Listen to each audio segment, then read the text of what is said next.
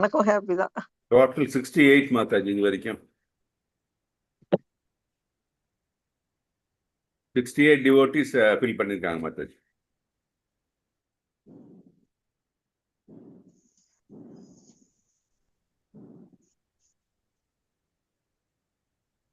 மாதாஜி மியூட்ல இருக்காங்க பிரபு.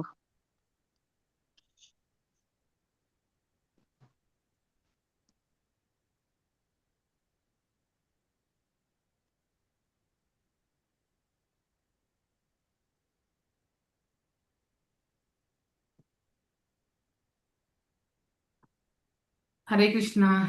ஹரே கிருஷ்ணா. பிரபுஜி, உங்களுக்கு பீஜு பிரபுஜி தெரியுங்களா? மோஸ்ட்லி உங்களுக்கு தெரிஞ்சிருக்கணும். யார் மாதாஜி? பீஜு பிரபுஜி யார் மாதாஜி? பீஜு வந்துட்டு இல்ல, தெரியாது. He's from Kerala only, but settled in Mumbai. English class தான் அட்டென்ட் பண்ணுவார் அவர். Actually very nice person. So உங்களோட அவரை கோஆர்டினேட் பண்ணி, and already has the experience of all this management things.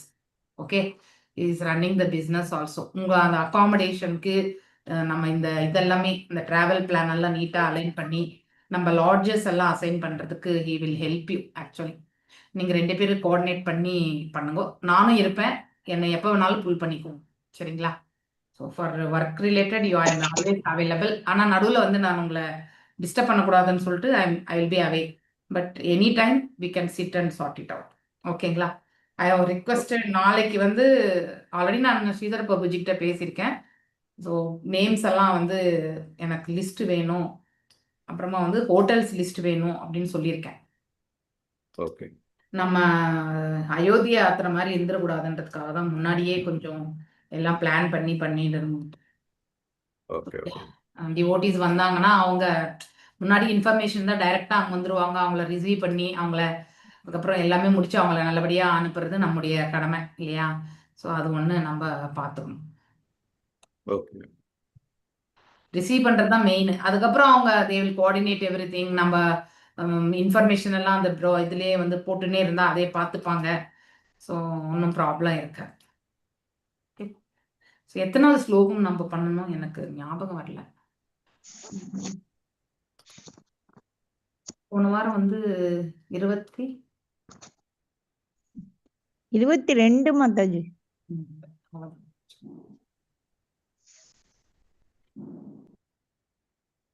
21 வரையில முடிச்சிருக்கோமா? ஆமா.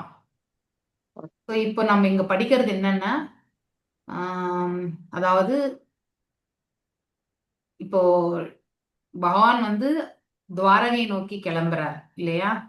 ஸோ டிபார்ச்சர், அவருடைய பிரிவை பத்தி இவங்க எல்லாருமே, அதாவது சுபத்ரை, திரௌபதி, குந்தி, உத்திரை, ஓகே, காந்தாரி, திருதராஷ்டிரா, இவங்க எல்லாருமே வந்து கிளம்புறது பார்த்து அவங்களால ஏத்துக்க முடியல. ஏன்னா ஃபீலிங் ஆஃப் செப்பரேஷன், பகவான் இடத்துல இருந்து நாம எல்லாரும் வந்து பிரிய போறோன்ற அந்த ஏக்கத்திலேயே அவங்க வந்து மயங்கி விடுறாங்க. ஸோ மேலும் பெண்கள் எல்லாம் பார்த்தீங்கன்னாக்கா மேலே அஸ்தினாபுரத்துல வந்து அந்த முன்னாடி மாடத்துல போய் நின்றுட்டு அவருடைய பகவானுடைய புகழ் ஆரங்களை பாடுறது வந்து கேட்க போறோம். நம்ம அதனுடைய தொடர்ச்சி தான் நம்ம இப்ப படிக்கிறது. ஓகே, டைம் இப்போ 6:15 வரைக்கும் தான் எடுக்க போறேன். நான் 6:15 இந்த அப்படியே மீட்டிங் அப்படியே கண்டினியூ ஆயிடும். ஓகேங்களா? எனக்கு கொஞ்சம் ரிமைண்ட் பண்ணுங்க. யாராவது அதாவது ராதிகா மாதாஜி யாராவது ஜாயின் பண்ணாங்கன்னா எனக்கு கொஞ்சம் சொல்லுங்க. ஏன்னா எனக்கு இங்க தெரியாது ஸ்கிரீன்ல. ஓகே, சொல்றேன் மாதாஜி. இப்போ 22வது ஸ்லோகம். நீங்க டிரான்ஸ்லேஷனும் போகட்டும் படிங்கோ, நான் வந்து ஸ்லோகம் மட்டும் வாசிக்கிறேன். சா ஏவ பூயயோ நிஜவத் வீரிய சோதிதாம் ஸ்வஜீவ மாயாம் பிரகிருதிம் சிகிர்ஷதின் அநாம ரூபாத்மனி ரூபநாமானி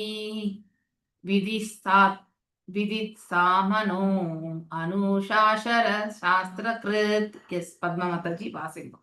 translation and purport. Hare Krishna Mataji. பதம் 22 மொழிபெயர்ப்பு. பரம புருஷர் அவரது அங்க உறுப்புகளான ஜீவராசிகளுக்கு மீண்டும் பெயர்களையும் உருவங்களையும் அளிக்க விரும்பி அவற்றை ஜட இயற்கையின் வழிகாட்டலின் கீழ் வைத்தார்.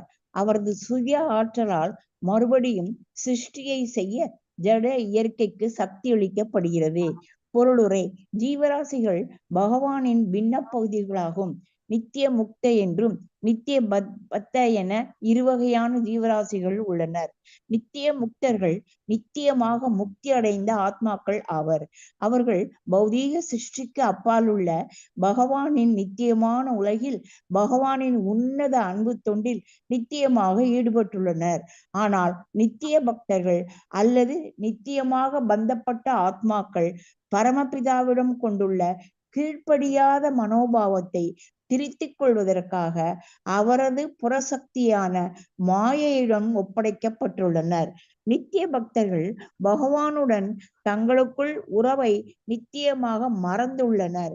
மாயாசக்தியின் தொடர்பினால் தாங்கள் பௌதீக சக்தியிலிருந்து உற்பத்தியானவர்கள் என்ற குழப்பத்திற்கு அவர்கள் ஆளாகியுள்ளனர். எனவே ஜட உலகில் மகிழ்ச்சியுடன் வாழ்வதற்கு திட்டங்கள் தீட்டுவதில் அவர்கள் சுறுசுறுப்பாக உள்ளனர். அவர்கள் சந்தோஷமாக திட்டம் போட்டுக்கொண்டே போகின்றனர். ஆனால் பகவானின் விருப்பத்தால் ஒரு குறிப்பிட்ட காலத்தின் முடிவில் திட்டம் தீட்டுபவர்கள் திட்டங்கள் ஆகிய இரண்டுமே அழிக்கப்பட்டு விடுகின்றன. இது பகவத்கீதையில் பின்வருமாறு உறுதி செய்யப்படுகிறது: குந்தி மகனே, கல்ப முடிவில் எல்லா ஜீவராசிகளும் என் இயற்கையில் அமிழ்ந்து விடுகின்றன. மீண்டும் படைக்கப்படுவதற்கு நேரம் வரும்பொழுது எனது புறசக்தியால் நான் படைப்பை துவங்குகிறேன். பகவத்கீதை 9.7. பூயக என்னும் சொல் திரும்ப திரும்ப என்று பொருள்படுகிறது. அதாவது பகவானின் புறசக்தியினால் படைத்தல், காத்தல் மற்றும் அழித்தல் ஆகியவை நிரந்தரமாக நிகழ்ந்து கொண்டிருக்கின்றன. அவரே அனைத்திற்கும் காரணம். ஆனால் பகவானின் அங்க உறுப்புகளும் பகவானுடனான இனிய உறவை மறந்துவிட்டவர்களுமான ஜீவராசிகளுக்கு புறசக்தியிலிருந்து விடுபடுவதற்கு மீண்டும் வாய்ப்பு அளிக்கப்படுகிறது. மேலும் ஜீவராசியின் உணர்வை விழிப்புறச் செய்வதற்காக வேத நூல்களே வழிகாட்டிகளாக உள்ளனர். பகவத்கீதையில் பகவான் கூறுகிறார்: இந்த படைக்கப்பட்ட உலகமும் ஜட சக்தியும் என் கட்டுப்பாட்டில் உள்ளன. அவை பிரகிருதியின் ஆதிக்கத்தில் கீழ் தானாகவே மீண்டும் மீண்டும் படைக்கப்படுகின்றன. இது எனது புறசக்தியின் வாயிலாக என்னாலேயே செய்யப்படுகிறது. உண்மையில் ஆன்மீக பொறிகளான ஜீவராசிகளுக்கு பௌதீக பெயர்களோ உருவங்களோ இல்லை. ஆனால் பௌதீக உருவங்களையும் பெயர்களையும் கொண்ட ஜட சக்தியை அடக்கி ஆள வேண்டும் என்ற அவர்களுடைய ஆசையை நிறைவேற்றுவதற்கு அவர்களுக்கு ஒரு வாய்ப்பு அளிக்கப்படுகிறது. அதே சமயத்தில் வேத நூல்களின் வாயிலான தங்களது உண்மையான நிலையை அறிந்து கொள்ளும் அவர்களுக்கு ஒரு வாய்ப்பு அளிக்கப்படுகிறது. முட்டாளான மறதியுள்ள ஜீவராசி பொய்யான பெயர் மற்றும் உருவங்களுடனேயே எப்பொழுதும் சுறுசுறுப்பாக இருக்கிறான். இன்றைய மனிதன் பொய்யான பெயரையும் உடலையும் அடைவதில் தீவிரமாக உள்ளான். குறிப்பிட்ட சூழ்நிலையின் கீழ் அடையப்படும் வெவ்வேறு உடல்கள் உண்மையானவையாக எடுத்துக்கொள்ளப்படுகின்றன. இதனால் பந்தப்பட்ட ஆத்மாக்கள் மதம் என்ற பெயரில் சக்தியை துஷ்பிரயோகம் செய்கின்றனர். சாஸ்திரங்கள் உண்மையான நிலையை அறிவதற்கான குறிப்புகளை வழங்குகின்றன. ஆனால் வெவ்வேறு காலங்களுக்கும் இடங்களுக்கும் ஏற்ப பகவானால் உண்டாக்கப்பட்டுள்ள சாஸ்திரங்களிலிருந்து பாடம் கற்றுக்கொள்ள மக்கள் தயங்குகின்றனர். உதாரணமாக, பகவத்கீதை எல்லா மனிதர்களுக்கும் வழிகாட்டும் நூலாக உள்ளது. ஆனால் ஜட சக்திக்கு அடிமைப்பட்டு கிடப்பதால் பகவத்கீதைக்கு ஏற்ப வாழ்க்கையை அமைத்து கொள்ள அவர்கள் அக்கறை கொள்வதில்லை. பகவத்கீதையின் கொள்கைகளை நன்கு கற்றறிந்தவர்களுக்கு ஸ்ரீமத் பாகவதம் உயர்கல்வியாக அமையும். துரதிர்ஷ்டவசமாக மக்கள் அவற்றில் விருப்பம் கொள்ளாமல் இருக்கின்றன. எனவே அவர்கள் மாயையின் பிடியில் அகப்பட்டு தொடர்ச்சியான பிறப்பிற்கும் இறப்பிற்கும் உள்ளாகின்றனர். ஹரே கிருஷ்ண மாதாஜி. ஹரே கிருஷ்ண மாதாஜி. ரொம்ப அழகான விளக்க உரை. ஒண்ணு, ஃபுல் அண்ட் ஃபுல் பௌதிகவாதி இல்லையா? அவர்களுடைய வாழ்க்கை நிலை, அவங்க உணரக்கூடிய பக்குவம். உள்புற உணர்தல், வெளிப்புற உணர்தல். ஸோ இதை பத்தி பேசுறது. அதே மாதிரி ஆன்மீகவாதி, அவருடைய செயல்கள். ஸோ அதாவது அதனுடைய உள் நோக்கம் என்ன, வெளிப்புற தோற்றத்தில் அவர்களுடைய செயல்பாடு எப்படி இருக்கும், அதை பத்தி எல்லாமே நம்ம இந்த இடத்துல படிக்கிறோம். மேலும் பகவத்கீதை. ஸோ பகவத்கீதை எல்லாருக்குமே கேட்கக்கூடிய விருப்பம் என்பது இருக்கிறது கிடையாது. அந்த உந்துதல் எல்லாருக்குமே இருக்காது இல்லையா? பகவத்கீதையில கடைசியில பகவான் பரித்ராணாய சர்வதர்மான் பரித்யஜ்ஞம் மாம் ஏக்கம் சரணம் பிரஜா இல்லையா? அனைத்து தர்மங்களை விடுத்து என் பாதங்களில் நீ சரணடை பார்த்தா உன்னை என் எல்லா பாவங்களிலும் நான் உன்னை விடுவிக்கின்றேன், பயப்படாதே அப்படின்னு சொல்லிட்டு பகவான் சொல்றார் இல்லையா? யாருக்கு? அர்ஜுனருக்கு. எல்லா தர்மங்கள், நீ கர்மஞான பாதைகள், அதாவது சதுர் புருஷார்த்தங்களை கடந்த நிலை வரும்பொழுதுதான் நாம இறைவனிடத்துல சமர்ப்பணம் கொடுக்கணும். அதுதான் பாகவதம் படிக்கிறதுக்கு முதல் குவாலிஃபிகேஷனே நம்ம. ஓகே, இந்த முடிவு, பகவத்கீதையின் முடிவு, அதன் அடிப்படையில தான் பாகவதத்தினுடைய ஆரம்பமே நம்ம பார்க்கிறோம் இல்லையா? ஸோ இந்த கண்டினியூவேஷன் அப்படிதான் பகவத்கீதையில எண்ட் ஆகக்கூடிய அந்த அதாவது பாத்தீங்கன்னாக்கா கன்க்ளூஷன் பார்ட் இல்லையா? ஸோ கடைசியில என்ன நம்ம அதுல இருந்து நம்ம என்ன புரிஞ்சுக்கிறோம் அப்படிங்கிற அந்த தத்துவத்துல இருந்து பார்க்கும்பொழுது அந்த தத்துவம் தான், அதாவது அந்த தத்துவத்தின் அடிப்படையில தான் பாகவதம் என்பதே படைக்கப்பட்டிருக்கு. ஸோ நம்ம பாகவதத்துல வரக்கூடிய அனைத்தையுமே நாம அதாவது அனுபவிக்கணும். அந்த மேன்மையான அனுபவத்தை நாம உணரணும் அப்படின்னாக்கா முதல்ல நாம இந்த இயற்கையினுடைய 3 குணங்களுக்கு அப்பாற்பட்ட நிலையில இருந்து நாம செயல்படணும். ஒரு நிமிஷம்.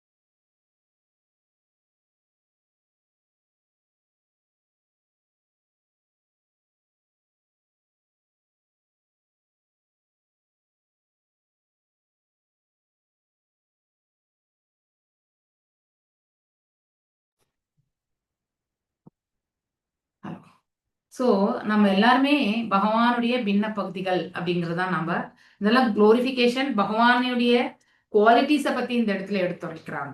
ஓகே சரியா? ஸோ அப்போ இந்த நாம 2 நித்திய முக்தா சன் நித்திய பத்தா, மெஜாரிட்டி நித்திய பத்தா தான் நம்ம எல்லாருமே இங்க இல்லையா? அஜ்ஞானத்திலிருந்து பிறந்தவங்க தான் நம்ம எல்லாருமே. எப்ப நான் என்ற அந்த ஒரு மமதை வருதோ அதோட நம்ம அகங்காரத்தோட நாம் என்ன ஆகுறோம், உண்மையான ஞானத்தின் அந்த வெளிப்பாடு நம்ம கிட்ட இருக்கிறதே இருக்காது. ஓகே, அப்படின்னா ஞானத்தின் அடிப்படையில இருக்கும்போது நமக்கு அந்த பக்குவம் இருக்கும், மேலும் அஜ்ஞானத்தில் இருக்கக்கூடிய அந்த அகங்காரம் என்பது இருக்காது. ஸோ இந்த விடுபட்ட நிலை 95% மேல நம்ம எல்லாருமே நித்திய பத்தர்கள் தான். அதுல ஒரு 5% தான் நித்திய முக்தர்கள். அப்படின்னா உள்ளதை உள்ளபடி உணர்ந்து, அதுவும் அவங்களுடைய குருவிடமிருந்து கேட்டு உணர்தல், அந்த மாதிரி இந்த டிரான்ஸ்ஜெண்டல் பாத்ல வந்து போகக்கூடியவங்க வந்து ஒரு 5% தான் நம்ம மேக்சிமம் சொல்ல முடியும். 95% நாம எல்லாருமே நித்திய பத்தர்கள் தான். ஏன்னா எப்ப நாம ஆளணும் என்ற அந்த அந்த மனபாவம் இருக்கோ அதே மாதிரி தான் அந்த பௌதீக குவாலிட்டிஸோட தான் நாம் எல்லாருமே, குணங்களோட தான் நாம் இந்த இடத்துல பிறந்திருப்போம் இல்லையா, கட்டுண்ட நிலையில. அதுதான் சொல்றாங்க, நித்திய பத்தாஸ் are eternally forgetful of the relations with the Lord இல்லையா. இவங்களுக்கு இறைவனை பற்றியான சம்பந்தம் வந்து இவங்களுக்கு முழுவதுமே மறைக்கப்பட்டிருக்கு இல்லையா. முழுவதும் தேவர் பிபிள்டு பை த, அதாவது அவங்களுக்கு இங்க குழப்பம் கலக்கம் இதெல்லாம் வந்து நமக்கு தானா வரும். ஏன் நாம கூட அதை அனுபவிச்சுட்டு தான் வந்திருக்கோம் இல்லையா. குழம்பலையா நம்ம வாழ்க்கையில, கலங்கலையா நம்ம வாழ்க்கையில இல்லையா. சோ நாம பக்தி பண்ணின்னு இருந்தோம். ஆனா பக்தியினுடைய மேன்மையை உணர்ந்து பக்தி பாதையில நம்மள சிறப்படுத்தி கொண்டு பக்குவம் அடைஞ்சு நாம வந்து கன்ஃபியூஷன் ஆகல, அதுக்கப்புறம் குழப்பமோ கலக்கமோ இதெல்லாம், அதாவது நடுக்கம் இதெல்லாம் இல்லாம நாம் இருந்திருக்கல அப்படின்னா பக்தி என்ற உண்மையான தாற்பயத்தையே நம்ம புரியாம பக்தி பண்ணிட்டு இருந்தோம். ஆனா இப்ப பக்தி எப்படி பண்ணணும்ன்றதையுமே நாம, அதாவது உள்ள அன்போட நம்ம பண்ணணும். அதுதான் முக்கியம். இங்க இருந்து வரணும் பக்தி, உதட்டளவுல இருந்து வரக்கூடாது பக்தி. சரி, அதாவது வெளிப்புற தோற்றத்துல இருந்து நம்ம காட்டுறோம் பாருங்க, அது பக்தி வந்து பக்தியே கிடையாது ஆக்சுவலி. சோ அது ஏனோ பெயரளவு பக்தி ஆகி விடுகிறது. ஆனா உளமார்ந்த பக்தி அது எடுத்த உடனே ஒரே நாள்ல வராது. இப்ப நம்மள 4-5 வருஷமா இங்க இருக்கிறதுனால அந்த உளமார்ந்த பக்தி என்னன்றது வந்து மனவாசகத்தை கடந்த நிலையில இருந்து இல்லையா, நம்முடைய செயல்பாடுகள் எல்லாமே இந்த 3 குணங்களுக்கு அப்பாற்பட்ட நிலையிலிருந்து அப்படி செய்யறதுக்கு நாம வந்து பழகிறோம். 100% நம்மளால அதை இன்னும் அச்சீவ் பண்ண முடியலன்னாலுமே, அதை வந்து அடைய முடியலனாலும், ஆனா நம்முடைய முயற்சி என்பது நாம செய்து கொண்டுதான் இருக்கின்றோம். ஒவ்வொரு சூழலிலுமே ஒவ்வொரு செயலிலுமே நாம் அதை வந்து பார்த்துட்டு தான் இருக்கோம். ஆனா இதெல்லாம் பார்க்கும் பொழுது நம்ம எல்லாமே பிளான்லாம் நம்ம பண்ணலாம். ஆனா பகவான் அது எல்லாமே அவர் எக்ஸிக்யூட் பண்றார். பகவத்கீதையில 9.7ல என்ன சொல்றாங்க, ஒவ்வொரு யுகந்தோன்றுமே பகவான் வந்து அதாவது படைக்கும் காலம் மற்றும் வந்து ரட்சிக்கக்கூடிய காலம், பிரம்மருடைய ஆயுட்காலம் முடியும் பொழுது மகாபிரளயம் வந்து எல்லா ஜீவன்களுமே அண்டங்களா வந்து பகவானுக்குள்ளேயே வந்து அடங்கி விடுகிறது இல்லையா. சோ அது போல வந்து மீண்டும் படைக்கும் காலத்துல வந்து அதே மாதிரி விரிவங்கங்கள், சுவாசத்திலிருந்து எல்லா அண்டங்களும் வருவது, மீண்டும் வந்து பகவானுடைய இன்னொரு விரிவங்கமா இருக்கக்கூடிய கர்ப்போதக சாய் விஷ்ணு வந்து மீண்டும் வந்து படைக்கப்படுறது இல்லையா. சோ அவர் வந்து உள்ளுக்குள்ள சென்று கற்போதக நீர்ல வந்து சயனித்து அவருடைய நாபியிலிருந்து தாமரை மலர்ல வந்து பிரம்மர் படைக்கப்படுறது, அதுக்கப்புறம் வந்து பிரம்மரால வந்து சிவபெருமான் படைக்கப்படுறது, மேலும் கர்ப்போதக சாய் விஷ்ணுவுடைய இன்னொரு விரிவங்கமாக க்ஷீரோதக சாய் விஷ்ணு, இப்படி எல்லாமே வந்து திஸ் இஸ் த ப்ராசஸ். இதுதான் வந்து ஸ்டாண்டர்ட் ப்ராசஸே. இப்படிதான் நிகழும் அண்டங்கள் படைக்கிறது. அதே மாதிரி வந்து அழிவு காலம் வரும்போது வந்து அனைத்துமே வந்து அவருக்குள்ளேயே சென்று அடங்கிவிடும். உட்சுவாசத்துக்குள்ள எல்லா அண்டங்களும் போய் நின்றுவிடும். சோ இப்படி அகெயின் அண்ட் அகெயின் அப்படின்னா மீண்டும் மீண்டும் படைக்கப்படுறது, மீண்டும் மீண்டும் வந்து அழிக்கப்படுகிறது. I begin the creation by the agency of my external energy. இங்க எப்படி பகவான் படைக்கிறார், அதாவது 24 பண்புகள் அனைத்துமே பௌதிக ஆற்றலில் தான் படைக்கிறார் இல்லையா. ஜீவன் மற்றும் பரமாத்மா மட்டும்தான் ஆன்மீக நிலையில இருக்கக்கூடிய ஒன்று இந்த உடல்லையே. ஆனா அதே வந்து மிச்சம் இருக்கக்கூடிய இந்த உடல் பாகங்கள் மொத்தமே பூர்த்தியுமே ஸ்தூலம் சூக்ஷ்மம் எல்லாமே வந்து 24 பண்புகளுமே வந்து பௌதீகம் தான் அப்படிங்கிறதுமே நாம படிச்சிருக்கோம் இல்லையா. மேலும் பகவத்கீதை வந்து இந்த பௌதீக உலகமே வந்து பகவானுடைய அவருடைய கட்டுப்பாட்டுல இருக்கு. So under the influence of பிரகிருதி இல்லையா. இந்த பௌதீகத்தினுடைய தாக்கத்துல இருந்து இல்லையா, அதனுடைய அந்த பௌதீகத்தினுடைய ஆற்றல் என்ன ஆற்றல், அதாவது பகிரங்க சக்தி, அதுவுமே பகவானுடைய கட்டுப்பாட்டுல தான் இருக்கு. ஆனா அந்த ஆற்றலின் கீழே நாம எல்லாம் என்ன ஆயிருக்கோம், கட்டுண்டு இருக்கின்றோம் இல்லையா. சோ நாம் எப்போ இதை உணர்ந்து நம்முடைய பக்தியில வந்து பக்குவத்தை அடைந்து, அதாவது இந்த 3 குணங்களுக்கு அப்பாற்பட்ட நிலையில நாம வந்து செயல்பட ஆரம்பிக்கிறோமோ அப்போ நாம வந்து பகவான், அதாவது நித்திய முக்தர்களாகிறதுக்கான வாய்ப்பு கிடைக்கிறது. எது வரைக்கும் நாம நாம யார் என்பதை அறியாம இல்லையா, நான் ஒரு ஆன்மா, நான் இந்த உடல்ல இருக்கேன் இல்லையா, எனக்கும் இறைவனுக்கு என்ன சம்பந்தம், இதை பற்றியான எல்லாமே நம்ம புரிந்து கொள்ளாம இருக்கும் பொழுது ஆட்டோமேட்டிக்கலி வந்து நம்ம மீண்டும் மீண்டும் வந்து இந்த உலகத்துல திரும்பி வரதுக்கான அந்த ஒரு மார்க்கத்தை மட்டும்தான் நம்ம ஏற்படுத்திக்கிறோம். The form of body obtained under certain conditions is taken up as factual, and the name also taken bewilders the conditioned soul into misusing the energy in the name of so many sums இல்லையா, அல்ட்ரிசம், socialism இல்லையா. இது மாதிரி நிறைய சமயவாதிகள், அதுக்கப்புறம் வந்து இது சமூக நலவாதிகள், இப்படிலாம் நம்ம நிறைய ஈசம்ஸ் வந்து படிக்கிறோம் நம்ம இல்லையா. ஆனாலும்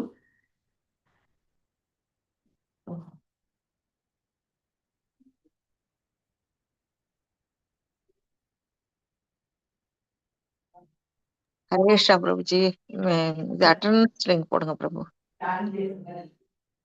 என்ன காலேஜ்?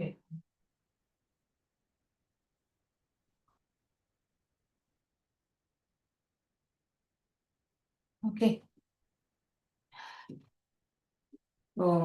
இந்த நிலையில scriptures have supply the clue of understanding the real position. ஆனா வேத சாஸ்திரங்கள் எல்லாமே நமக்கு இதெல்லாம் புரிய வைக்கிறதுக்கான வழியை வந்து ஏற்படுத்தி கொடுத்துருக்காரு இல்லையா. எக்ஸாம்பிள் பகவத்கீதை, எத்தனை பேர் பகவத்கீதை வாசிக்கிறாங்க இல்லையா, பகவத்கீதை வந்து எத்தனை பேர் வச்சிருக்காங்க வீட்டுல. சரி, இங்க என்னுடைய ஆஃபீஸ்க்கு ஒரு one of the company person வந்தார். இஸ் நம்மள மாதிரி ஏதாவது, அதுவும் காட் ஓன் லேண்ட்ல தான் பிறந்திருக்காரு அவரு. ஆனா அவர் இது கொடுக்கவே கொடுக்காதீங்க எனக்கு அப்படின்ட்டு போயிட்டாரு. அவர் பகவத்கீதையே எனக்கு கொடுக்கவே கொடுக்காதீங்க அப்படின்ட்டு போயிட்டாரு. ஒன்றும் பண்ண முடியாது இல்லையா.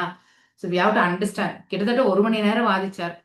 அதுக்கான விளக்கங்களையும் எனக்கு தெரிஞ்ச அளவுக்கு நான் வந்து எக்ஸ்பிளைன் பண்ணேன் நான்.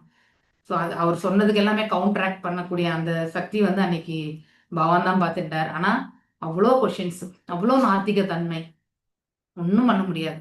But by heart is very good person only. ஆனா இதெல்லாம் புரிஞ்சுக்கக்கூடிய அந்த அதாவது உந்துதலே கிடையாது. ஃபர்ஸ்ட் ஆஃப் ஆல் அதை தெரிஞ்சுக்கணுன்ற ஆவலே இல்லாதப்போ அப்போ அதுக்கு மேல வந்து அவங்க கண்டிப்பா செயல்பட மாட்டாங்க. ஸோ இங்க நம்ம பகவத்கீதையில எல்லாம் என்ன படிச்சோம், பகவான் கொடுத்த அறிவுரைகள் எல்லாமே நமக்கு எடுத்துட்டோம். அதன்படி நம்ம வழி நடக்கும் பொழுது கடைசியா சொன்ன அனைத்து தர்மங்களையும் விடுத்து அவர் பாதங்களில் அப்படின்னா அனைத்துமே அவருக்கானது, அவருடைய வழிநடத்தலுக்கானது அப்படிங்கிற அந்த மனப்பான்மையோடு நம்ம நம்முடைய கடமையை ஆற்றும் பொழுது அப்போ நம்ம ஆட்டோமேட்டிக்கலி 3 குணங்களுக்கு அப்பாற்பட்ட ஒரு குவாலிட்டியை வந்து நம்மளால டெவலப் பண்ண முடியும். அதுதான் பாகவதத்தை வந்து இன்னும் போஸ்ட் கிராஜுவேட் இல்லையா. பகவத்கீதையை வந்து அண்டர் கிராஜுவேட்னு சொல்லுவாங்க, பாகவதம் வந்து போஸ்ட் கிராஜுவேட், சைத்தன்ய சரிதாமிரதம் வந்து PhD அப்படின்னு சொல்லுவாங்க. 3 நிலைகள். ஓகே, நம்ம இந்த 3த்தையுமே நம்ம படிச்சோம்னாக்கா ஸோ நம்ம PhD வாங்கின மாதிரி தான். 3த்தையுமே புரிஞ்சுக்கக்கூடிய லெவல் வந்தா. One who has thoroughly understood the principles of Bhagavad Gita இல்லையா. ஆனா இதை வந்து அவங்களால வந்து ஸ்ரீமத் பாகவதத்தை வந்து புரிஞ்சுக்கக்கூடிய அந்த ஞானம் வரும். Unfortunately people have no taste. கண்டிப்பா அதை நம்ம சுத்தி நிறைய பேரை நம்ம பார்க்கலாம். நம்ம ஃப்ரீயா கொடுத்தா கூட அவங்க வாங்கிக்க மாட்டாங்க. ஸோ தேர்ஃபோர் தே அண்டர்ஃப்ளோ. ஆனா அவங்க நம்ம முன்னாடி கஷ்டப்பட்டுட்டே இருக்காங்கன்றது நமக்கு தெரியாது. இப்போ என்னுடைய தங்கை மகள் கூட அவளுக்கு படிக்கணுன்ற இன்ட்ரெஸ்டே இல்லை அவளுக்கு. ஆனா ஒரு சிலதெல்லாமே அவ வந்து as I should leave nonveg அது எல்லாமே வந்துட்டா அவ. ஆனா இந்த ஒரு பக்கம் ஒரு எலிவேஷன், இன்னொரு பக்கம் வந்து இன்னும் அந்த பௌதிக குவாலிட்டிஸை வந்து அதுல இருந்து வெளியே வர்றதுக்கு வந்து எவ்வளவு சொன்னாலுமே வந்து எஸ் நானே பாகவதம் சொல்லி பகவத்கீதை சொல்லி கொடுக்குறேன்னா கூட no one is interested. Okay, அதனால நம்ம ஒண்ணுமே பண்ண முடியாது, ஃபோர்ஸ் பண்ண முடியாது. வீட்டுல இருக்கு பகவத்கீதை ஒன்னே ஒண்ணுதான் சொல்லியிருக்கேன், புக்கை வச்சு டெய்லி நீ அதாவது வர்ஷிப்பாவது பண்ணணும். அந்த லெவலுக்கு தான் வர வேண்டியது. இனிமே அதை பகவானையா நினைச்சிட்டு நீ சேவை பண்ணு அப்படின்னு தான் நம்ம சொல்ல வேண்டியிருக்கு. வேற வழியே கிடையாது. அட்லீஸ்ட் ஒரு மாலை ஜபமாவது உருட்டுவான்னு பாக்குறேன். ஆனா முடியல, ரொம்ப ஃபோர்ஸ் பண்ண முடியாது இல்லையா. நம்ம வீட்டுல இருக்கும் பொழுது அப்புறம் என்ன பெரியம்மா இப்படி பண்றாங்களே அப்படின்னு நினைச்ச ஆரம்பிச்சிட்டாங்கன்னா என்ன பண்றது. ஷி ஷுட் லீவ் கம்ஃபர்டபிளி இல்லையா. அதனால ஃபோர்ஸ் பண்ணக்கூடாதுன்றதுக்காக நானும் சும்மா ஐ ஒன்லி ப்ரே. பட் இருந்தாலுமே வந்து அவங்களே பண்ணும் பொழுது அந்த ஈடுபாடு வரும்போது அவங்க கிட்ட அந்த மாற்றம் வரும் இல்லையா அப்படின்னு நினைக்கிறது. ஆனா எனக்கு இங்க இருந்தாலே இங்க இருக்க வரைக்கும் வரல. ஸோ நாம ஃபோர்ஸ் பண்ண போய் அதுக்கப்புறம் அவங்க பேடா ஃபீல் ஆகக்கூடாதுன்றதுக்காக சைலண்ட் ஆகிட்டேன் நான். So it will take time. எல்லாத்துக்கும் ஒரு காலம் வரணும் இல்லையா. அந்த காலம் வரும்பொழுது கண்டிப்பா நடக்கும். நாம நம்முடைய பிரார்த்தனைகளை மட்டும் வச்சு இல்லையா. சவை சாவா ஹயம் யத் பதம் அத்ர சூரயோ ஜிதேந்திரியா நிர்ஜிதா மாத்ராஸ்வனாக பஷ்யந்தி பக்தியை உக்தாலிதாமலாத்மனா நான்வ ஏஷ சத்வம் பரிமாஸ்ருதம் அர்ஹதி. எஸ் மல்லிகா மாதாஜி வாசி. ஹரே கிருஷ்ணா மாதாஜி.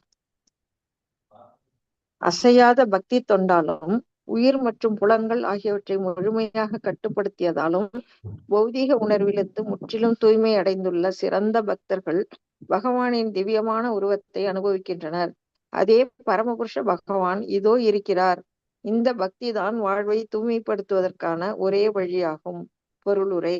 பகவத்கீதை குறிப்பிடுவதை போல் தூய பக்தி தொண்டினால் மட்டுமே பகவானை உள்ளபடி அறிய முடியும். நிலையான பக்தி தொண்டினால் மன அழுக்குகளை கழுவிக்கொள்ள முடிந்த பகவானின் தூய பக்தர்களால் மட்டுமே அவரை உள்ளபடி உணர்ந்தறிய இயலும் என்று இங்கு கூறப்படுகிறது.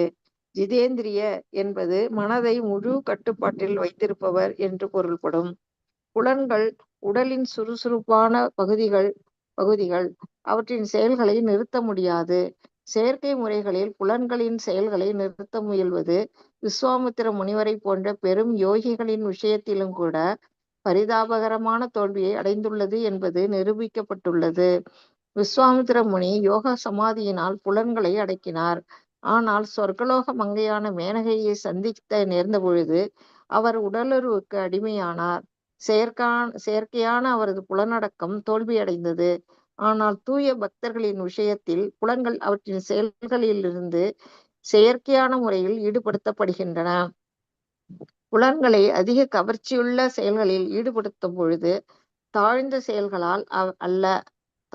செயல்களால் அவை கவரப்படுவதற்கு வாய்ப்பில்லை. புலன்களை உயர்ந்த ஈடுபாடுகளால் மட்டுமே கட்டுப்படுத்த இயலும் என்று கீதை கூறுகிறது. புலன்களை தூய்மைப்படுத்துதல் அல்லது அவற்றை பகவானின் தொண்டில் ஈடுபடுத்துதலே பக்தி தொண்டாகும். பக்தி தொண்டென்பது செயலற்ற தன்மையல்ல. பகவானின் தொண்டில் செய்யப்படும் எதுவும் அதன் ஜடத்தன்மையிலிருந்து உடனே தூய்மை அடைகிறது. பௌதீக எண்ணம் அறியாமையால் மட்டுமே விளைவதாகும். வாசுதேவனுக்கு அப்பால் எதுவுமே இல்லை. பகவானை பற்றி தொடர்ந்து செவியுறுவதால் வாசுதேவ உணர்வு இதயத்தில் படிப்படியாக வளர்கிறது. ஆனால் வாசுதேவனே அனைத்தும் என்ற முடிவுக்கு வரும் பொழுது வளர்ச்சி முற்று பெறுகிறது. பக்தி தொண்டின் விஷயத்தில் இம்முறை ஆரம்பத்திலிருந்தே ஏற்றுக்கொள்ளப்படுகிறது. மேலும் பக்தரின் இதயத்தில் இருந்து கொண்டே பகவான் அவனுக்கு உபதேசிப்பதால் அவரது கருணையால் உண்மையான அறிவு பக்தரின் இதயத்தில் வெளிப்படுகிறது. எனவே பக்தி தொண்டால் புலன்களை கட்டுப்படுத்துவதுதான் சுலபமானதும் ஒரே வழியுமாகும். ஹரே கிருஷ்ணா மாதாஜி. தேங்க்யூ மாதாஜி. ஹரே கிருஷ்ணா. நம்ம இப்ப இதுக்கு செகண்ட் சாப்டர்ல போகலாம். நம்ம பகவத்கீதையில முதல் ஸ்லோகங்கள் எல்லாமே, அதாவது நம்ம அர்ஜுனர் சொல்வார் இல்லையா, என்னால எந்த ஒரு தீர்மானமும் எடுக்க முடியல, எது நன்மை எது தீமை என்பது என்னால புரிஞ்சுக்க முடியல, அதனால எனக்கு எது நல்லதுன்னு நீங்க ஏக்கம் வதா அப்படின்னு சொல்லுவார் இல்லையா. ஒண்ணு எனக்கு நிச்சயமாக நீங்க சொல்லணும், நான் உங்களிடம் புகலிடம் புகுந்து சீடன் அப்படின்னு சொல்லிட்டு அந்த 2 பாயிண்ட் கார்பண்ய தோஷம் அது வரைக்குமே பேசுவார் இல்லையா. ஸோ இதுல நம்ம என்ன புரிஞ்சுக்க வேண்டியிருக்குன்னா, அதாவது ஆர்டிபிஷியல் செயற்கை முறையில நம்ம புலன்களை கண்டிப்பா பக்குவப்படுத்தவே முடியாது. அதே மாதிரி செயற்கை முறையில கூட நாம பக்தியை செயல்படுத்தவும் முடியாது. அப்படிப்பட்ட பக்தி நிலை பெறாது இல்லையா. ஆர்டிபிஷியலா நம்ம டிவோஷனல் சர்வீஸ் பண்ணோம்னா அது அந்த சமயத்துக்கு தான் நம்ம ஏதோ டிவோஷனல் சர்வீஸ் பண்ண மாதிரி இருக்கும் பக்தி தொண்டு. ஆனா இங்கிருந்து வரக்கூடிய ஒன்றுதான் எப்பவுமே நிரந்தரமாக இருக்கும். ஹிருதயத்திலிருந்து வரக்கூடிய அந்த பாவம் அது சிறிதளவே வந்தா கூட பக்தியில நாம முன்னேற்றம் அடைவோம். ஆனா அதுவே இங்கிருந்து வரலன்னா அதை நிலைப்படுத்துக்கிறதுக்கு மிக மிக கடினம். அதனால நம்ம ஆரம்பத்திலேயே இந்த நாம ஜபங்கள் ஃபர்ஸ்ட் நம்ம எங்க இருந்து ஸ்டார்ட் பண்றோம், அதாவது உணவுல இருந்து ஸ்டார்ட் பண்றோம். உணவு வயிற்றுக்கு போகக்கூடிய உணவு இறைவனுடைய அனுகிரகத்தினால் ஆனதுன்னா அங்கேயே நமக்கு மாற்றங்கள் என்பது தென்படுகிறது இல்லையா. அதன் பிறகு அதனுடைய ஆற்றல் நம்ம உடல்ல பரவுறது. மேலும் நம்முடைய எண்ண ஓட்டங்களுக்குமே அது தூய்மையை அதே ஆற்றல் தான் நம்ம எண்ண ஓட்டங்களை தூய்மைப்படுத்தும். மேலும் நாம நாம ஜபங்களை சொல்லுவோம். ஆரம்ப கட்டத்துல நம்மளால ஃபோக்கஸ்டா, அதாவது ஒரு மனதை ஒத்து, ஸோ மனதை வந்து நிலைப்படுத்தி ஜபமாலையை உருட்டும் பொழுது பகவானுடைய திருவடிகளை எண்ணிக்கொண்டு ஆற்றக்கூடிய அந்த பக்குவம் ஆரம்ப கட்டத்துல நமக்கு கண்டிப்பா வந்திருக்காது. ஆனா அது போக போக என்ன ஆகும்னாக்கா, நம்ம உணவு எடுத்துக்க இல்லையா, ஸோ இறைவனுடைய பிரசாதத்தை மட்டும் ஸ்வீகரிக்க ஆட்டோமேட்டிக்கலி நம்ம வந்து நம்முடைய மனசு பக்குவம் அடையும் இல்லையா. புலன்களை வந்து செயற்கை முறையில கட்டுப்படுத்த முடியாது இல்லையா. அது நம்ம விஸ்வாமித்திர முனிவர் அவருடைய குட் திங்ஸ் கூட உண்டு அவரது.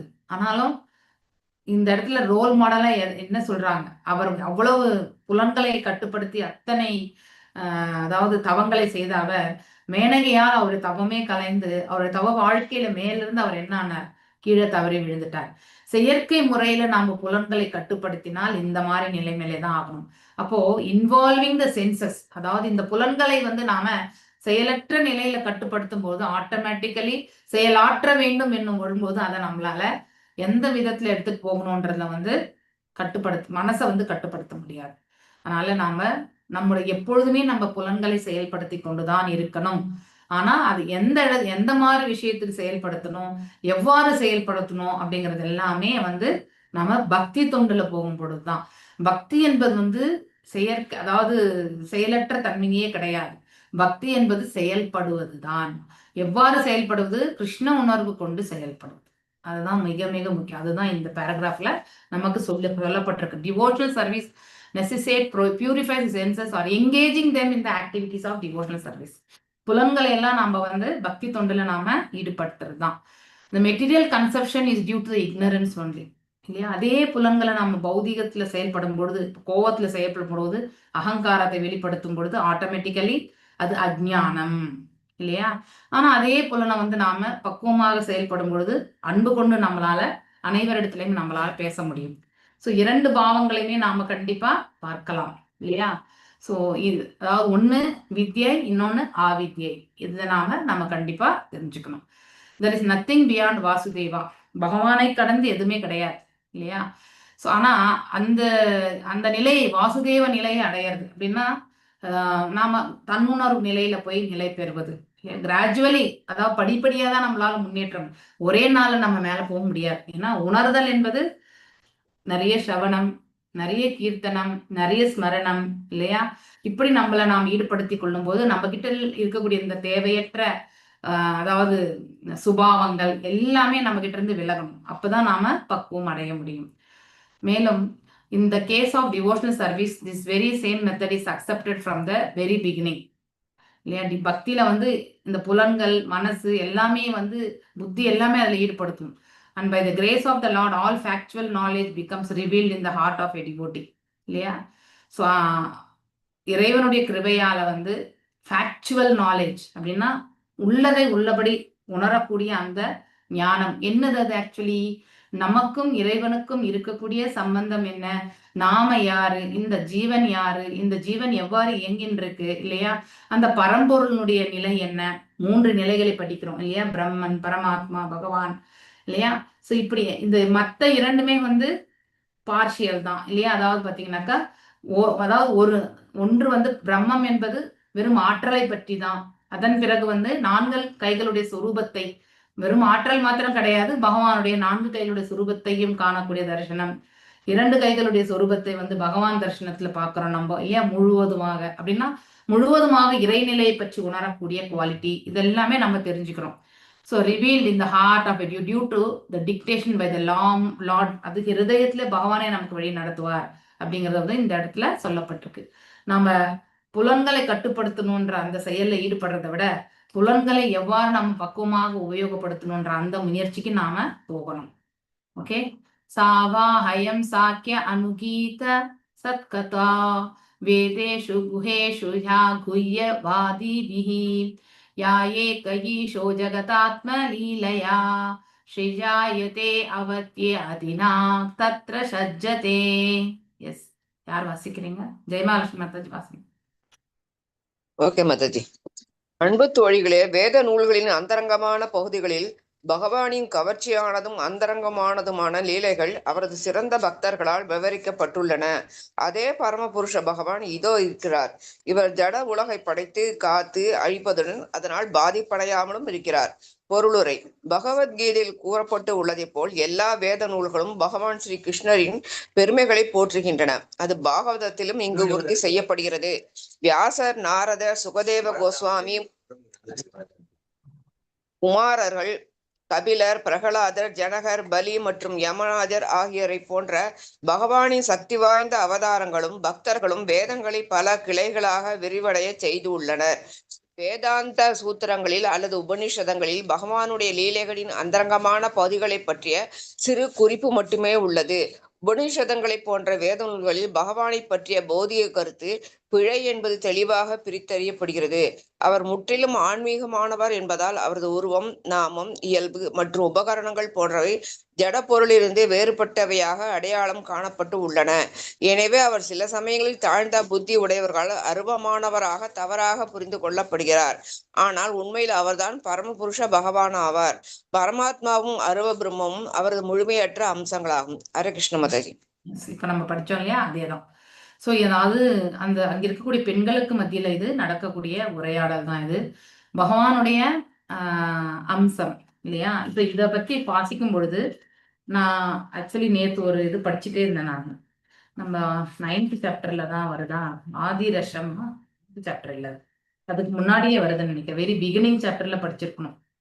ஓகே, ஆதி ரசம் வெரி ஃபர்ஸ்ட் ஸ்லோகம், சாரி முதல் ஸ்லோகம், ரொம்ப நாள் ஆச்சு படிச்சிடணும் இல்லையா. முதல் ஸ்லோகத்திலேயே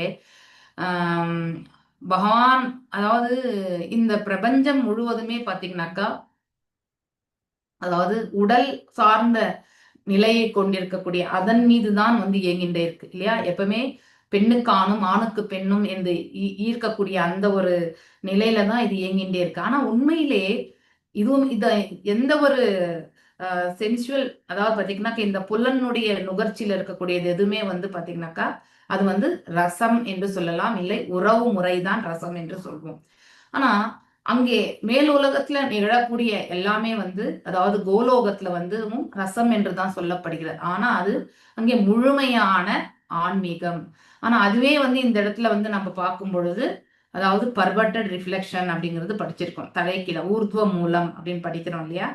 15th சாப்டர்ல ஃபர்ஸ்ட் ஸ்லோகம், ஊர்துவ மூலம் அதா சாக்கம் இல்லையா. சோ அங்க இருக்கக்கூடிய உண்மையான ஆலமரம் நின்னுட்டு இருக்க மாதிரி, ஆனா அதனுடைய தலைக்கீழான இதுதான் இங்கே.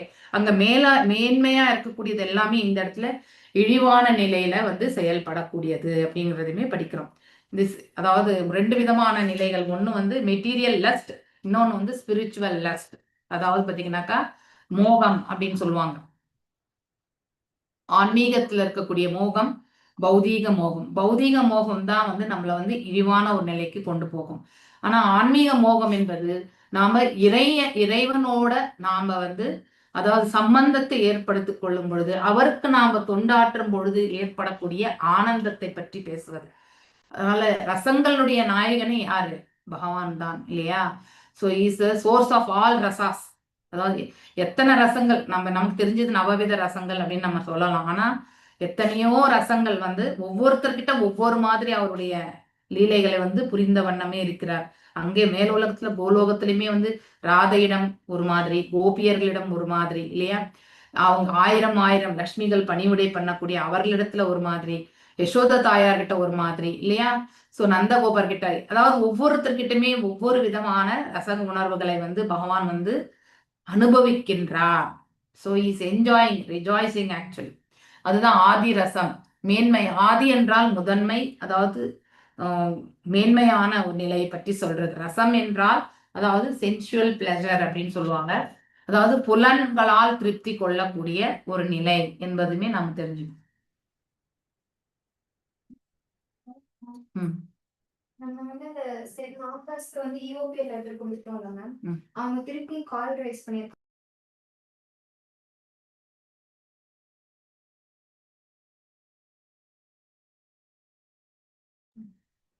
ஸோ மாதாஜி இது எந்த ஸ்லோகம் மாதாஜி? ஆதி ரசம் எந்த ஸ்லோகத்துல வருது? உங்களுக்கு ஃபர்ஸ்ட் ஸ்லோகத்திலே வரும். நேற்று நான் உட்கார்ந்து படிக்கும் பொழுது அந்த பேராகிராஃப்ல வருது ஆதிரசான்ட்டு. எந்த chapter Mataji? First chapter. Oh, திருதராஷ்டிர வாச்சா தர்மக்ஷேத்ரே குருஷேத்ர அதான மாதாஜி ஃபர்ஸ்ட் ஸ்லோகம்? Bhagavatam. Bhagavatam. Okay okay Mataji, thank you. பெரிய ஸ்லோகம் இல்லையா, அதுல வருது. ஓகே. ஆமா.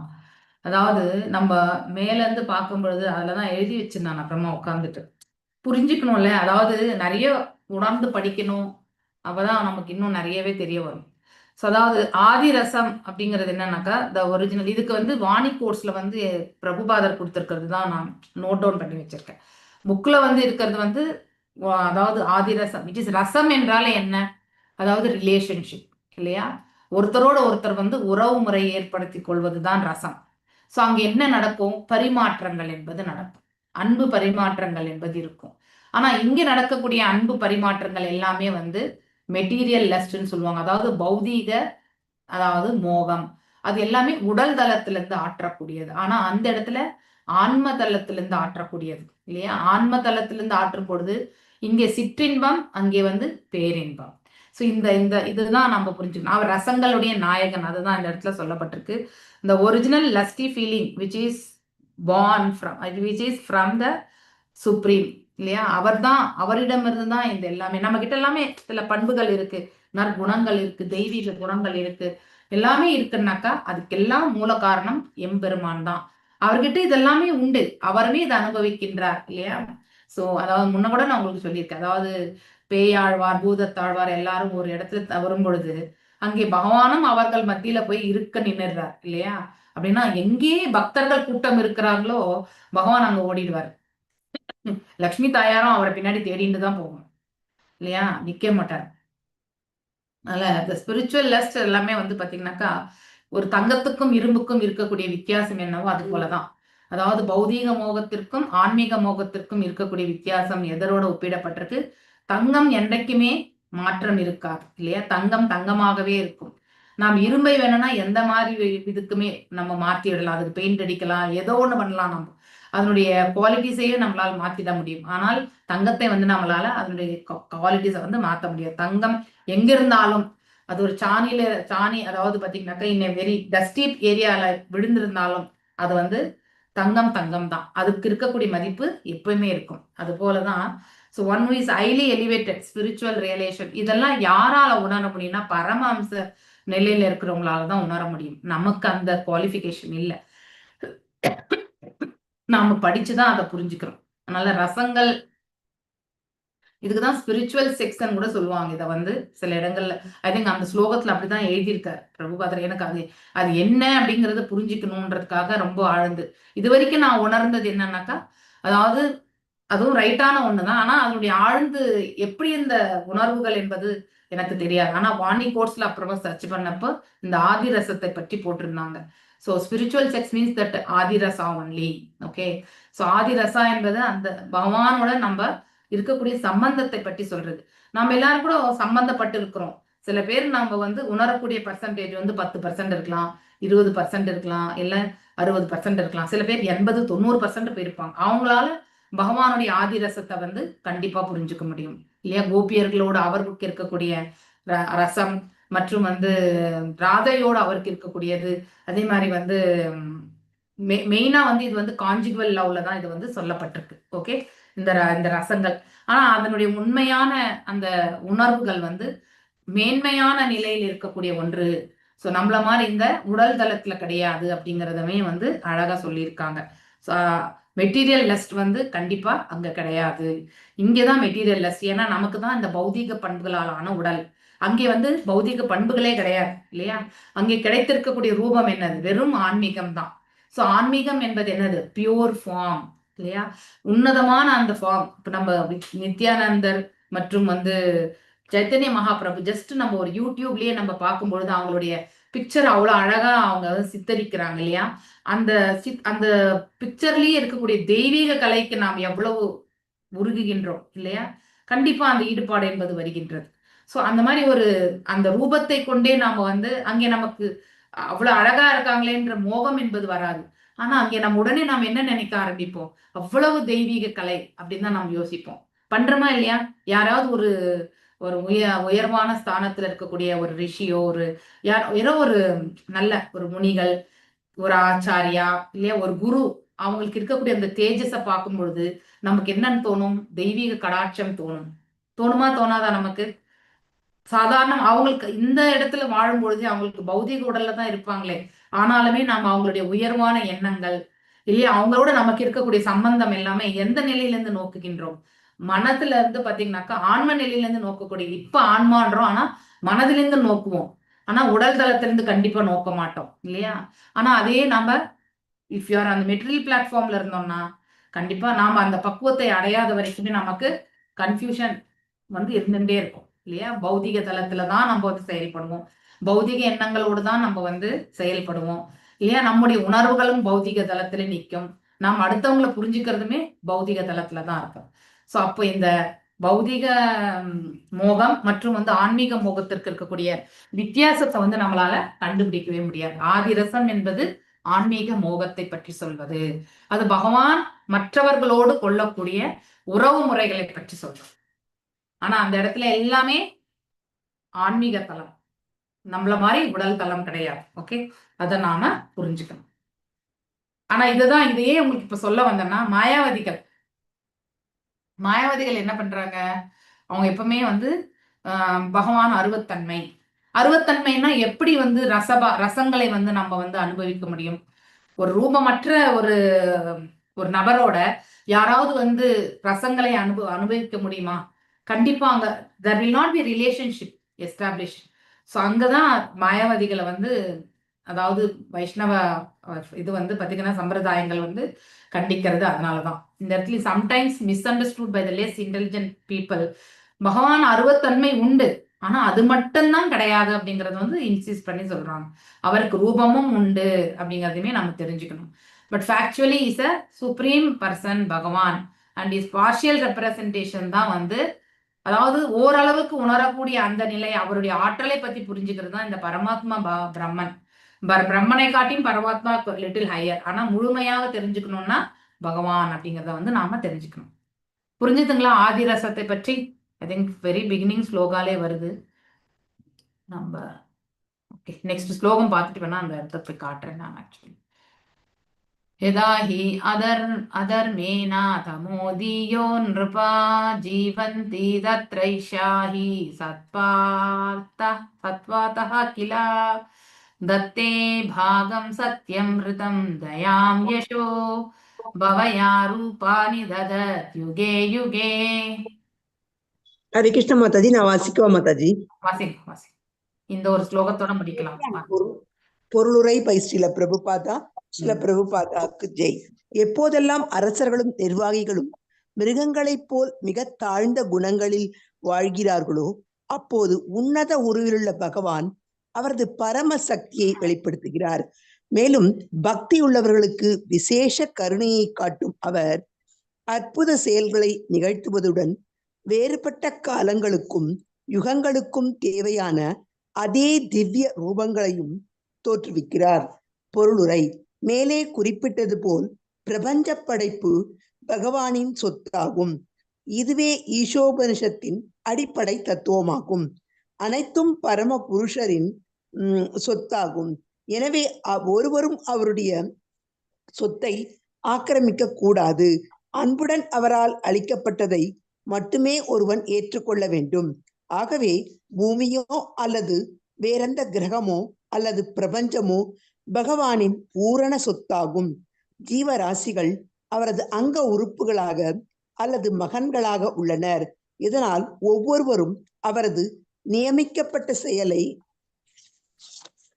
நிறைவேற்றுவதற்கும் பகவானின் கருணையை பெற்று வாழ்வதற்கும் உரிமை கொண்டவர் ஆவார்.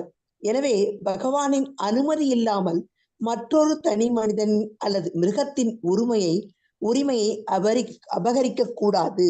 அரசர் அல்லது நிர்வாகி பகவானின் பிரதிநிதியாக இருந்து அவரது விருப்பப்படி நிர்வாகத்தை கவனித்துக் கொள்ள வேண்டியவர் ஆவார். எனவே அத்தகைய அரசர் அல்லது நிர்வாகி யுதிஷ்ட மகாராஜனை அல்லது பரிஷித்து மகாராஜனை போல் அங்கீகாரம் பெற்றவராக இருக்க வேண்டும். அத்தகைய அரசர்கள் உலக நிர்வாகத்தை பற்றிய முழு அதிகாரத்தையும் அறிவையும் அதிகாரிகளிடமிருந்து பெற்றவர்களாக இருக்க வேண்டும். ஆனால் சில சமயங்களில் ஜட இயற்கை குணங்களிலேயே மிக தாழ்ந்ததான அறியாமை குணத்தின் தமோகுணம் ஆதிக்கத்தினால் அறிவும் பொறுப்பும் இல்லாமலேயே அரச அல்லது நிர்வாக பதவிக்கு வருகின்றனர். அத்தகைய முட்டாள் நிர்வாகிகள் சுயநல் நோக்கங்களுக்காக மிருகங்களைப் போல் வாழ்கின்றனர். இதன் விளைவாக சூழ்நிலை முழுவதுமே குழப்பமும் துன்மார்க்கமும் நிறைந்ததாக மாறிவிடுகிறது. மேலும் சுயநல காரியம் பஞ்சம், தொற்று நோய், போர் முதலான பிரச்சனைகள் மனித சமூகத்தில் பெருகி விடுகின்றன. மேலும் பகவானின் பக்தர்கள் எல்லா விதத்திலும் துன்புறுத்தப்படுகின்றனர். இந்த அறிகுறிகள் அனைத்தும் மத கொள்கைகளை நிலைநாட்டவும் ஒழுங்கற்ற நிர்வாகிகளை அழிக்கவும் பகவான் அவதரிக்கும் நேரம் வந்துவிட்டது என்பதையே காட்டுகின்றன. இதுவும் பகவத்கீதையில் உறுதிப்படுத்தப்பட்டுள்ளது. பிறகு பகவான் பௌதீக குணங்களின் கலப்படம் இல்லாத ஆன்மீகமான உருவத்துடன் தோன்றுகிறார். அவரது சிருஷ்டியை வழக்கமான நிலையில் வைத்து காப்பாற்றுவதற்காகவே அவர் அவதரிக்கிறார். எல்லா கிரக ராசிகளுக்கும் அவரவர் தேவைகளை பகவான் அளித்துள்ளார். அவர்கள் வேத நூல்களில் உள்ள சட்ட திட்டங்களை பின்பற்றி மகிழ்ச்சியாக வாழ்க்கையை நடத்தி முடிவில் முக்தி அடைவதற்கு அவருக்கு நியமிக்கப்பட்ட கடமைகளை நிறைவேற்ற வேண்டும். அதுவே வழக்கமான சூழ்நிலையாகும். நித்தியமாக பந்தப்பட்டுள்ள ஆத்மாக்களை திருப்திப்படுத்துவதற்காகவே பௌதீக உலகம் படைக்கப்பட்டுள்ளது. இல்லையெனில் ஜட உலகமே தேவையில்லை. ஆனால் பௌதீக விஞ்ஞானத்தின் சக்தியால் திமிர் பிடித்தவர்களாகி மூலப்பொருட்களை பகவானின் அனுமதியின்றி சட்ட விரோதமாக, அதுவும் புலன்நுகர்வுக்காக மட்டுமே சுரண்ட அவர்கள் முயல்கின்றனர். அப்பொழுது கீழ்ப்படியாதவர்களை தண்டித்து பக்தர்களை காக்க பகவானின் அவதாரம் தேவைப்படுகிறது. அவர் அவதரிக்கும் பொழுது அவரது உயர்ந்த அதிகாரத்தை நிரூபிப்பதற்காகவே அமானுஷ்யமான செயல்களை செய்து ராவணன், இரண்யகசிபு மற்றும் கம்சனை போன்ற பௌதீகவாதிகளை சரியாக தண்டிக்கிறார். வேறு யாராலும் பின்பற்ற முடியாத வகையில் அவர் செயற்படுகிறார். உதாரணமாக, பகவான் ஸ்ரீ ராமராக தோன்றிய பொழுது இந்து மகா சமுத்திரத்தில் பாலம் அமைத்தார். அவர் கிருஷ்ணராக தோன்றிய பொழுது பூதனா, அகாசுரன், சகடாசுரன் போன்றவர்களையும், பிறகு அவரது தாய் மாமனான கம்சனையும் கொன்றதன் மூலமாக அவரது குழந்தை பருவத்திலிருந்தே பல அமானுஷ்யமான செயல்களை செய்து காட்டினார். அவர் துவாரகையில் இருந்த பொழுது 16,108 அரச குமாரிகளை மணந்ததுடன் அவர்கள் அனைவருக்கும் அதிகமான புத்திர பாக்கியத்தையும் அவர் அருளினார். அவரது சொந்த குடும்ப அங்கத்தினர்களின் மொத்த எண்ணிக்கை ஏறக்குறைய 100,000 ஆகும். இவர்கள் யதுவம்சம் என புகழ்பெற்றனர். மேலும் அவரது வாழ்நாளிலேயே அவர்கள் அனைவரையும் அவர் அழித்து விட்டார்.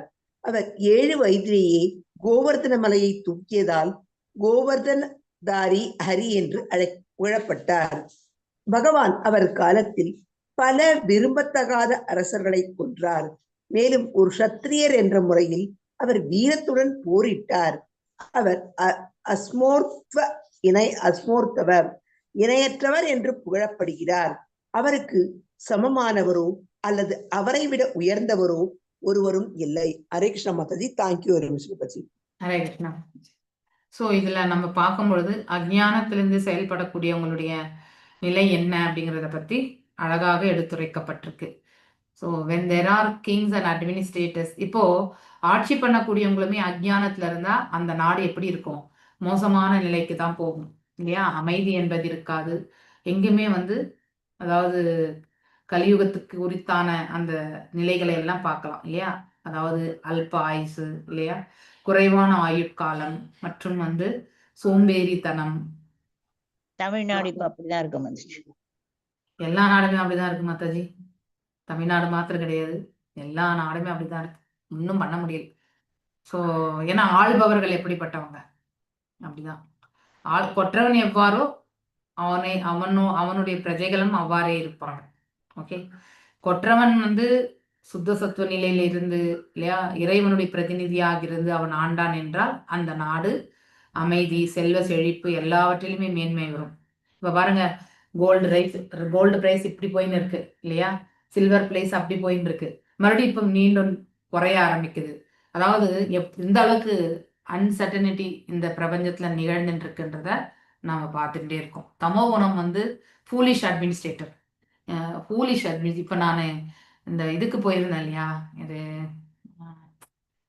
நம்ம ராமேஸ்வரத்துக்கு போகும்போது அந்த இடத்துல அவங்க ஒரு ஹோமத்துக்காக வந்து நாக இது வந்து வாங்கிட்டு வரணும்னு சொன்னாங்க. ஸோ எத்தனை கிராம், 20 கிராம் நாக, அந்த 20 கிராமுக்கு வந்து நான் 10,000 பே பண்ணேன். நான் அந்த இடத்துல 20 கிராம் வெள்ளிக்கு நம்ம அவ்வளோ பே பண்ணோமா அப்படின்னு நினைச்சேன் நான். ஏன்னா 10,000த்துக்கே அதாவது வந்து ஒரு 7-8 வருஷத்துக்கு முன்னாடி பார்த்தீங்கன்னா 1/2 kg கிட்டத்தட்ட வந்துட்டு இருந்துச்சு இல்லையா. ஸோ 350 கிராம் கண்டிப்பா 10,000த்துக்கு வாங்கிடும். அப்படி ஒரு நிலை இருந்துச்சு. இப்போ இத்தினூண்டு அந்த விக்கிரகத்துக்கு 10,000 கொடுத்தோம். அப்ப அந்த அந்த ஆச்சாரி சொன்னாரு, இந்த ட்ரம்ப் வந்து இந்த மாதிரி எல்லாம் பாடாப்படுத்துறான், எல்லா பிசினஸும் கெட்டு போயிடுச்சு அப்படின்னா. ட்ரம்ப் என்ன பண்ணான்றதே தெரியாது, ஆனா ட்ரம்ப்னாலதான் இது வந்ததுன்றத வந்து ரொம்ப கிளியரா கம்யூனிகேஷன் வந்துருச்சு இல்லையா. ஸோ ஏன்னா ட்ரம்ப் செஞ்சது என்ன, எல்லாம் முட்டாள்தனமான செயல்கள் தான் செய்தார். அவர் எடுத்தேன் கவுத்தேன் எல்லாமே நத்திங்.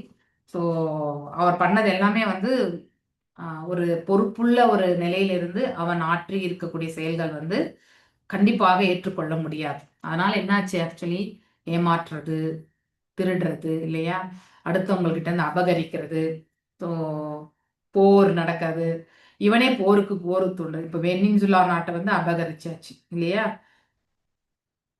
ஸோ அந்த மாதிரி அடுத்த இப்போ இவங்களுக்கு ஏன் அந்த அளவுக்கு சப்போர்ட் பண்ணிட்டு இருக்காரு, ரஷ்யாவுக்கும் உக்ரைனுக்கு ஏன் வந்து அவ்வளவு சப்போர்ட் பண்றாரு, அதாவது ட்ரம்ப்னா அங்க இருக்கக்கூடிய மினரல்ஸ் அந்த நாட்டை தன்னோட சேர்த்துக்கணுன்றதுக்காக. எப்படிப்பட்ட ஆதாயங்கள் பாருங்க, மைண்ட் இல்லையா, ஆளக்கூடியவனுடைய மைண்ட் செட்டப் எப்படி இருக்கு பாருங்க. ஸோ அப்படிப்பட்ட நிலையில வந்து நல்லதே நடக்கும்ன்றது வந்து கேரண்டியே கிடையாது. Actually all the symptoms indicate the time of incarnation of Lord too. அதாவது இப்பவே நமக்கு அது மால் அட்மினிஸ்ட்ரேட்டர்ஸ் அப்படின்னா தவறான ஆட்சி புரிபவர்கள் என்று சொல்லப்பட்டிருக்கு. ஸோ அதனால சமய தர்மங்கள் எல்லாமே வந்து அழிவுக்கு வரும். ஸோ எப்பொழுதுமே பகவான் வந்து இந்த மாதிரியான சூழ்நிலைகள் வந்து மிக மோசமான ஒரு நிலைக்கு தள்ளப்படும் பொழுது அவர் இந்த இடத்துல வந்து அவதரிக்கிறார். ஆனா இந்த மாதிரி செயல்கள் எல்லாம் இவ்வாறு ஆற்றக்கூடியதுக்கான மூல காரணம் என்னன்னா, நாம் எல்லாரும் நித்திய பத்தர்களாக முட்டாள்களாக இருப்பதால தான் இந்த மாதிரி.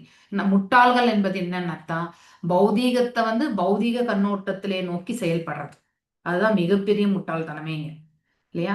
அதாவது அங்கே கஷ்டம் வந்தா உடனே துவண்டு போய் அழறது இல்லையா, இன்பம் வந்தா அகங்காரத்தை வந்து வெளிப்படுத்துறது, இது எல்லாமே வந்து பௌதீக பண்புகள். ஆனா உண்மையிலேயே இந்த ஆன்மாக்கு அதுக்கு சம்பந்தமே கிடையாது ஆக்சுவலி இல்லையா. ஆனா இவன் வெளிப்புற தோற்றத்துல இந்த புலன்கள் மனசு என்ன ஆகுறது, அதற்கேற்றவாறு செயல்படும்படி செய்து விடுகிறது. ஸோ பகவான் இந்த இடத்துல வரும்பொழுது அவருடைய பவர் எல்லாமே வந்து வெளிப்படுத்துவார். அதனால எத்தனை அசுரர்களை எல்லாமே அவர் வதைக்கின்றார் இல்லையா. He acts in a manner that no one can imitate. அதை வந்து யாராலுமே காப்பி பண்ண முடியாது இல்லையா. ஸோ பகவானுடைய செயல்களை வந்து நம்ம காப்பி அடிச்சு செய்யவே முடியாது. இப்போ அது சேத்துக்கரையில வந்து அந்த பாலம் அமைத்தார் இல்லையா ராமர். அதை வந்து அது ஏதாவது என்ஜினியர் வச்சு கட்டினாங்களா, கிடையாது. ஒரு கல்லா ராமா ராமா ராமா ராமன்னு சொல்லி போட்டு அடுக்குனதுதான். இன்றைய வரைக்குமே அந்த சேத்துக்கரையில இருக்கதா சொல்லப்படுது. நான் தான் அதை பார்க்க முடியல, இன்னும் நைட்ல இருட்டுல எனக்கு எதுவும் சரியா தெரியல. ஆனா அந்த சேத்துக்கரையில வந்து அந்த பாலத்தை வந்து அமைச்சாருன்னா அதை நாம நன்னாவே, அதாவது எத்தனை வல்லமை பொருந்தியவர். நம்ம எல்லாருமே கட்டிடக்கலை இப்படி கட்டலாம் அப்படி கட்டலான்ட்டு பிளானிங் பண்றோம் இல்லையா. ஆனா இந்த பிரபஞ்சத்தையே படைத்தவர், இந்த ஜீவன்களுடைய உடல்ல எத்தனை பெரிய ஆர்கிடெக்சர் இருக்கு இல்லையா. ஓர் உறுப்போட ஓர் உறுப்பு எவ்வளவு சம்பந்தப்பட்டிருக்கு இல்லையா.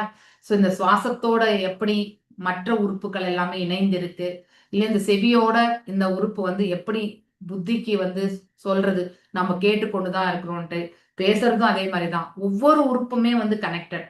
ஆனா இந்த மாதிரி ஒரு ஹியூமன் பிரெயினே ஒரு காம்ப்ளிகேட்டட் தான். அப்படி காம்ப்ளிகேட்டடா இருக்கக்கூடிய ஒரு மூளையை வந்து பகவான் படைச்சிருக்கார் இல்லையா. ஆனா இதெல்லாம் மனிதனால படைக்க முடியுமா, கண்டிப்பா முடியாது இல்லையா. அவரு தன்னுடைய எத்தனை அசுரர்களை வதைச்சார் இல்லையா. மேலும் வந்து துவாரகையில 16,108 மனைவிமார்களோட ஒரே சமயத்துல 16,108 விரிவங்கங்களாக வாழ்ந்தார். அவங்க ஒவ்வொருத்தருக்குமே 10 பிள்ளைகள் இல்லையா பெற்றார்கள். மற்றும் வந்து அவருடைய உறவினர்களே எடுத்துட்டாக்க 1,00,000 பேர் இருப்பாங்க அப்படி எதுக்குள்ளமே அப்படின்னு வந்து சொல்லப்பட்டிருக்கு. ஆனா அதே சமயம் நம்ம ஃபர்ஸ்ட் கேண்டோல கடைசியில பாகத்துல படிப்போம். ஸோ அர்ஜுனர் வந்து திரும்பி வருவார். ஸோ துவாரகையிலேருந்து பகவான் வந்து கிளம்பி போயிட்டு வரும்போது அங்க இருக்கக்கூடிய அதாவது ராணியர்கள் எல்லாமே அழைச்சிட்டு வரும்பொழுது பாதி வழியிலேயே வந்து பகவான் என்ன பண்ணுவார், சாதாரண ஒரு மாடுமைக்கும் அதாவது இடையர் குலத்தவர்களோ அவங்கள மாதிரி ஒரு வேடமிட்டு அந்த ராணியர்கள் எல்லாமே அவர் அழைச்சிட்டு போயிடுவார். ஆனா அந்த உண்மை வந்து அர்ஜுனருக்கு தெரியாது. அவரால் வந்து ஒருத்தரையுமே காப்பாற்ற முடியலையேன்ற ஆதங்கத்தோட என்னுடைய ஆற்றல் எங்கே சென்றது, யாரையுமே ரட்சிக்க முடியலையேன்ற ஒரு அழுகையோட வந்து நிற்பார் யுதிஷ்டிர மகாராஜா முன்னாடி. அவருடைய சோகமான அந்த ஒரு முகத்தை பார்த்து 1000 கேள்விகள் கேட்பார். எதனால இப்ப அர்ஜுனர் இப்படி இருக்கார் அப்படிங்கிறதுக்காக யுதிஷ்டிர மகாராஜ் நிறைய கேள்விகள் கேட்பார். ரொம்ப நல்லா இருக்கும் இந்த பின்னாடி வரக்கூடிய சாப்டர்ஸ் எல்லாமே. ஸோ ஆக்சுவலி ஃபர்ஸ்ட் கேண்டோ தான் நம்ம நிறைய ரிலீஸ் பண்ண முடியும். அதை கண்டிப்பா ஒரு 3 வாட்டி படிச்சாலே 4வது வாட்டி ஃபர்ஸ்ட் கேண்டோ மீது அவ்வளோ ஈடுபாடு. ஸோ ஏன்னா மல்டிபிள், அதாவது நீங்க இப்போ 3rd கேண்டோ எடுத்துட்டீங்கன்னா நிறைய துரு மகாராஜ் பத்தி படிச்சிருப்போம் இல்லையா. 4th கேண்டோல வந்து நம்ம பிருத்து மகாராஜ் இல்லையா படிச்சிருக்கோம். இப்போ 5th கேண்டோல ரிஷப தேவரும் பரத மகாராஜை பத்தி படிக்கிறோம் இல்லையா. இப்படி 6th கேண்டோல அஜாம் இல்லன்னு, அடுத்து வந்து இவர் யாரு சித்திரகேது மன்னரு, அவங்களெல்லாம் பத்தி, அதாவது ஒருத்தரை பத்தியே நம்ம நிறைய படிக்கிறோம் நம்ம அங்க. ஆனா இந்த இடத்துல வந்து பல சம்பவங்களை வந்து நமக்கு ரொம்ப, அதாவது என்ன சொல்லலாம், நிறைய ரசங்கள் அப்படின்னு நம்ம சொல்லலாம்.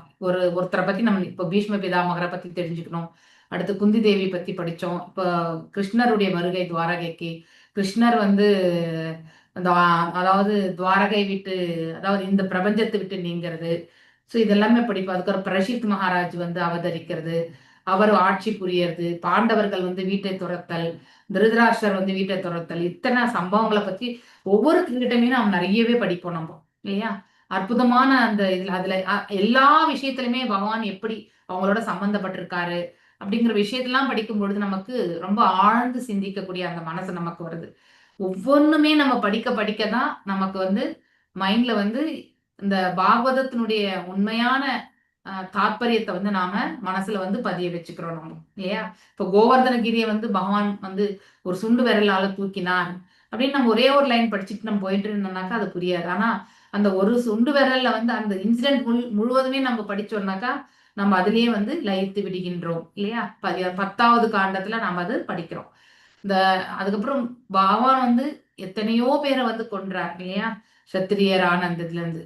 ஆனா ஹீஸ் ஃபேமஸ் ஆஸ் அசோமர்து, அதாவது யாருமே அவருக்கு சமமாகவோ இல்ல அவருக்குன்னு உயர்வாகவோ யாரும் கிடையாது அப்படிங்கறத வந்து நாம புரிஞ்சுக்கணும். ஓகே, நான் இன்னைக்கு இதோட நிறுத்துறேன்.